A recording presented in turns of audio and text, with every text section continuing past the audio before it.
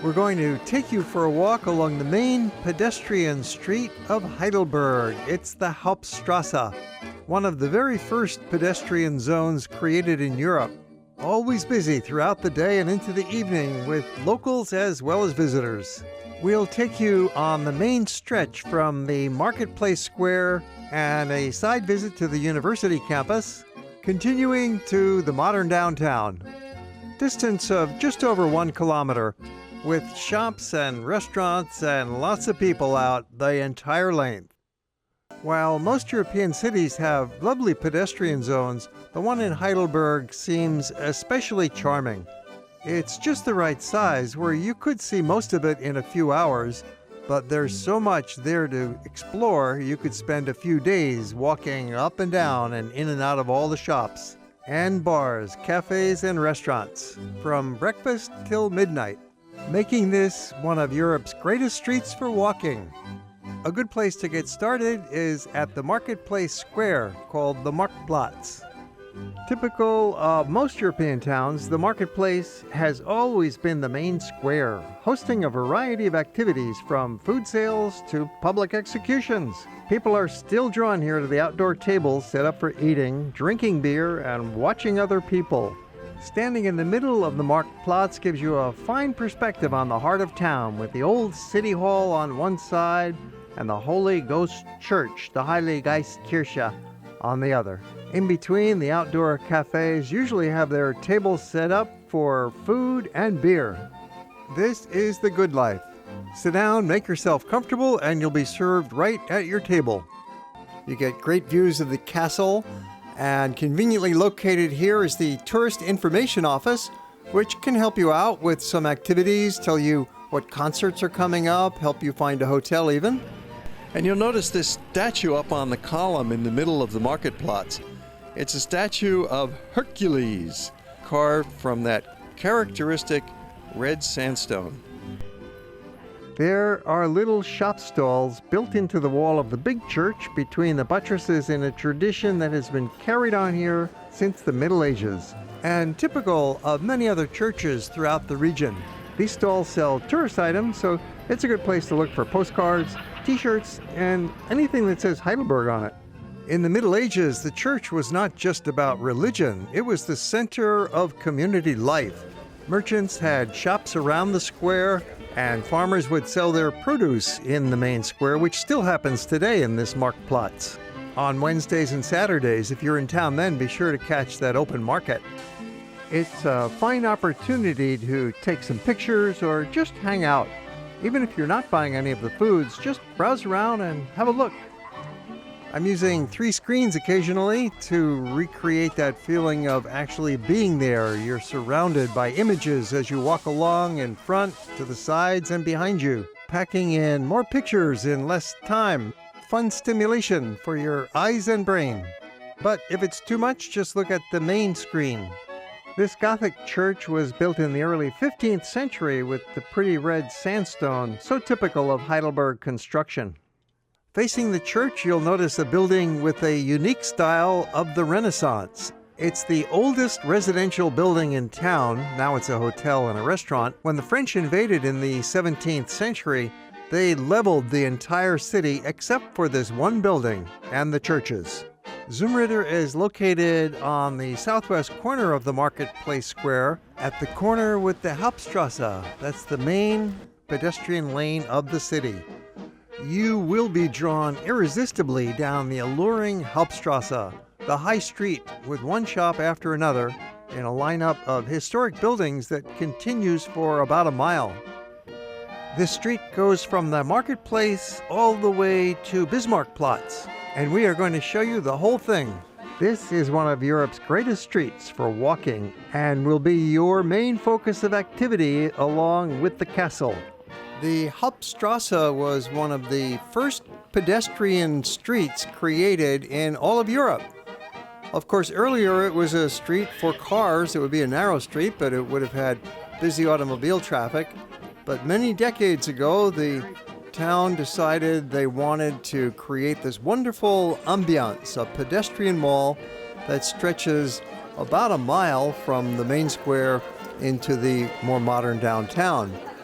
And of course, since then, in the last 30, 40 years, throughout Europe, you find many streets in the downtowns have been converted from automobile streets to pedestrian malls. And then the cities continue expanding their pedestrian zones into the side streets and into the back streets. And it just keeps on going. The cities have discovered that by keeping the cars out, you bring people in and it's better for business. This is very much a street used by the local population as well as by the visitors. You might see groups of kids out for a walk after getting out of school. The mix of locals and visitors on the street is typical of many of the small, old European cities with their historic centers containing well-preserved original buildings. Visitors love to experience that feeling of authenticity that they're in a real place, not just a tourist shopping mall or some kind of newly created attraction. Walking along the Hauptstrasse, you're likely to come upon a street musician here and there, so do yourself a favor and listen for a few minutes and then give a nice tip. I've been waiting so long.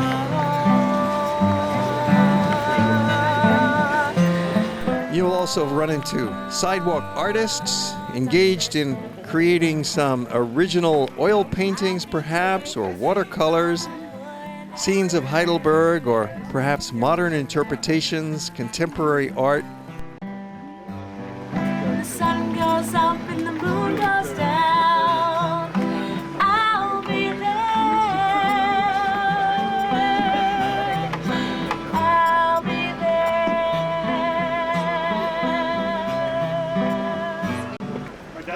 There are several museums in Heidelberg, so along with the shops and eateries, these are some of the fine cultural institutions that can keep you busy for numerous hours. The most outstanding museum in town is the Kruppfallisches City Museum, midway along the Hauptstrasse. You'd never know the museum is here if you don't walk through the archway. The museum also has a nice restaurant and a cute garden cafe with a tranquil little fountain. So even if you're not going to enter the museum, you might be tempted to sit at one of these charming outdoor tables surrounded by greenery. You will be rewarded if you visit inside because this is a history museum with some fine artworks and archaeology. It's got a varied collection with paintings, sculpture, urban history, graphics, decorative arts, and prehistory. You could easily be entertained and educated here for a couple of hours. And it's in a beautiful setting of the former Baroque palace. The masterpiece of the collection is a carved wooden altar made in 1509 by Germany's most important Renaissance sculptor, Tilman Riemenschneider. You'll also learn some about the ancient Romans who built a camp and a bridge here at the Neckar River. See some fine old paintings and the jaw of Heidelberg man, nearly 500,000 years old. The garden's free, but there's a small admission charge for the museum. The campus of the University of Heidelberg is in the center of the old town. 28,000 students are fortunate to be attending one of the world's great universities. It's the oldest in Germany, founded in 1386.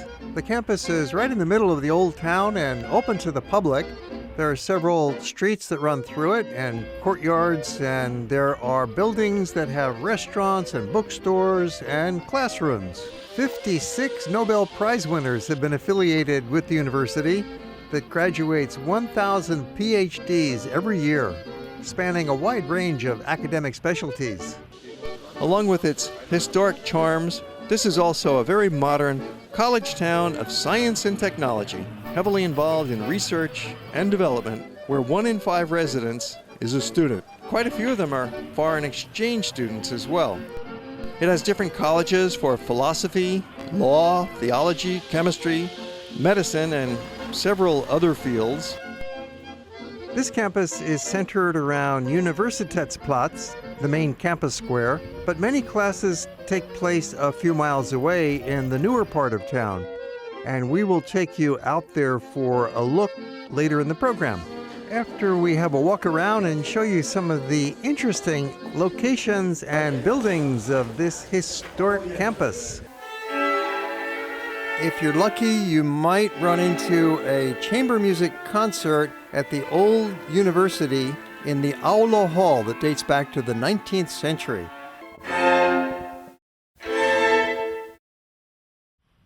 The most famous university site is the library, built in a style blending the Baroque and Art Nouveau, and has 3 million books in the system.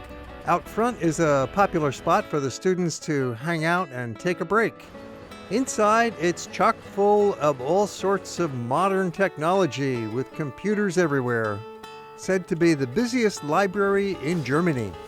A lot of the collection has been digitized and is freely available worldwide through the internet, such as this old map of Heidelberg from 1850.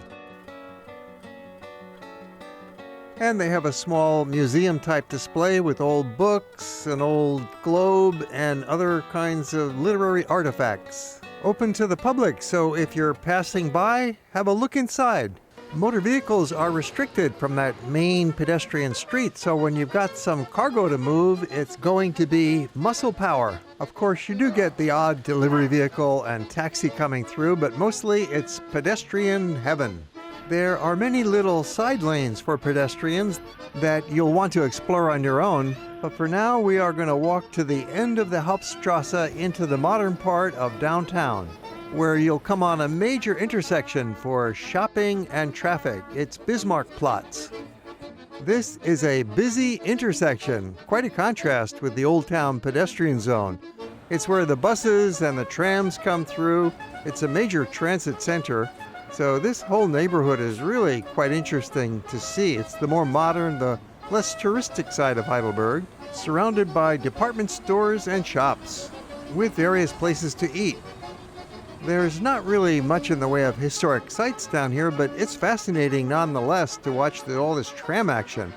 A number of different tram lines and a lot of people catching the bus or transferring from one tram to another. And notice how safe and easy it is. They can walk right in front of the trains, no problem. People hop off one vehicle and hop onto another and continue on their way. It's an extensive tram system operated by the Rhine-Neckar Railway with connections all the way to the nearby city of Mannheim. It first opened in 1885, and it's been operating continuously, expanding, modernizing, of course. It's wonderful to see how this old technology can be brought up to date continually with more modern vehicles and improved tracks. There was so much energy and action and transportation going on, we felt the urge to jump on a tram and go somewhere. And one nice outing from this point is out to the other university campus, just about 1 mile outside of town. So we went. You could get there by a direct bus, but we wanted the fun of taking a tram.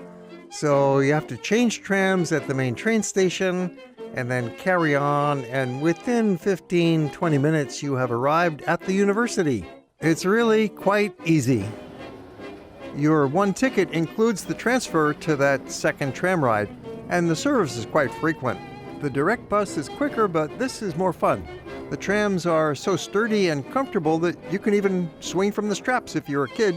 This new campus, called the Neuenheimerfeld, was built in the 1960s, expanding to the point where it occupies an area as large as the entire old town of Heidelberg.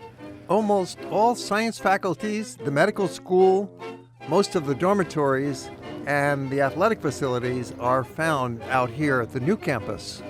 There's a small botanical garden that's freely open to the public, and you can walk through the campus, but frankly, there's not really a lot to see out here. It's mostly modern buildings, a functional place, but since we had the time, we wanted to come out here and take a look and show it to you. Many students just ride their bicycles the 3 kilometers to get back into the Old Town campus, but for us, it's another quick tram ride, retracing our steps back to Bismarck Platz. We're closing out this segment with a special bonus, bringing you back to the market square into the church, where we'll climb the tower and get an overview of the town and learn some more about its history. You can climb the church tower for a small fee and also listen to concerts here many evenings during the summer. Check the schedule posted outside the front door, and you might even run into a free rehearsal during the afternoon. We'll go up on the roof for that view in just a moment, but first a quick look around inside the church while listening to their big organ. It's built in the late Gothic style, so there is plenty of light coming in through the large, colorful stained glass windows, and a great feeling of spaciousness with the high ceiling and the central nave with two aisles and big columns holding up the roof. Construction began in 1398, but it took 150 years to finish it when the tower was completed in 1544. There's something unique about this church. It was used simultaneously by both Catholics and Protestants for about 200 years. They built a wall between the front of the church and the back of the church, so both congregations could hold services at the same time without disturbing each other. The wall came down in 1936 and the church is now all Protestant. It's really not that difficult to climb up to the top of the church tower. There's the inevitable spiral staircase that will take you right up to the top. It's easy. It just takes 5 or 10 minutes. It's not a strain at all. You arrive at the top at the observation platform, then you are able to walk all the way around the tower and get views looking out in every direction from the top of the Holy Ghost Church.